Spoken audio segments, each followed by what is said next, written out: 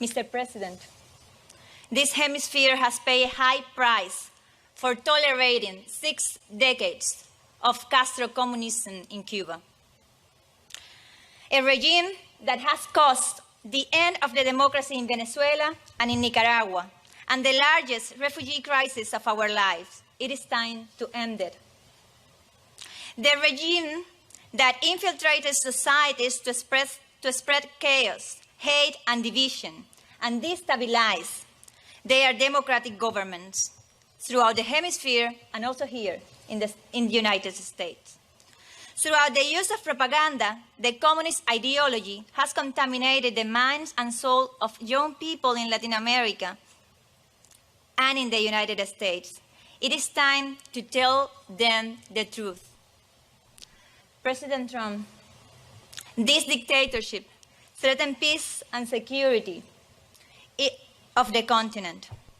As you know, they are involved in criminal and terrorist-related activities, drug trafficking persons through the communist medical brigades, corruption, providing sanctuary and support to terrorists. Mr. President, I encourage you to indict Raúl Castro, Díaz-Canel, and all top officials of the regime. And very importantly, I encourage you to designate the Cuban military, its intelligence services, and the Cuban Communist Party as foreign terrorist organizations because their relation with the crime and the narco-terrorism threatening the region. Our movement, Cuba Decides, is a national and global initiative to force the Cuban regime to submit to the will of the people and leave. It is imperative that all the nations in the free world support the Cuban people's fight for a change, because the victory of the democracy in Cuba is essential to open the path to peace, prosperity, and stability in the whole hemisphere.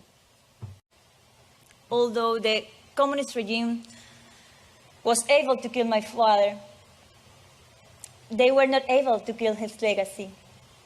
They were not able to extinguish the resolve of our people to secure our liberation. On the contrary, our resolve is stronger than ever. We carry on his work. Our movement grows faster every day. We will not relent until we are free. We are going to finish what he and many others started. I'm a freedom fighter, but there are many of us among Cuba and in this table also. And I know that you, Mr. President, you are also a fighter for the freedom of the United States and the freedom of the world.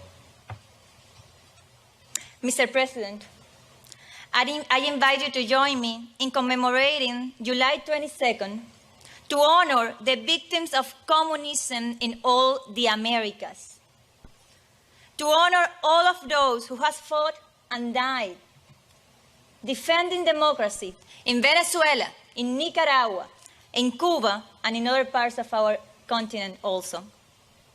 It is important, it's vital to raise our voices to call for liberation of the political prisoners and to stop the impunity of the Castro regime. The same impunity that Castro felt when he killed my father, thinking that the world was not going to react.